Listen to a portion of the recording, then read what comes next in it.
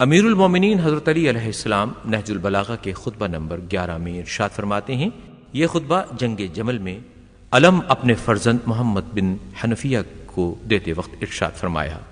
آپ فرماتے ہیں، پہاڑ اپنی جگہ چھوڑ دیں مگر تم اپنی جگہ سے نہ ہٹنا، اپنے دانتوں کو بھینچ لینا، اپنا کاسہ سر اللہ کو عاریتن دے دینا، اپنے قدم زمین میں گاڑ دینا، لشکر کی آخری صفوں پر اپنی نظر رکھنا اور دشمن کی کثرت و طاقت سے آنکھوں کو بند کر لینا اور یقین رکھنا کہ مدد اللہ ہی کی طرف سے ہوتی ہے۔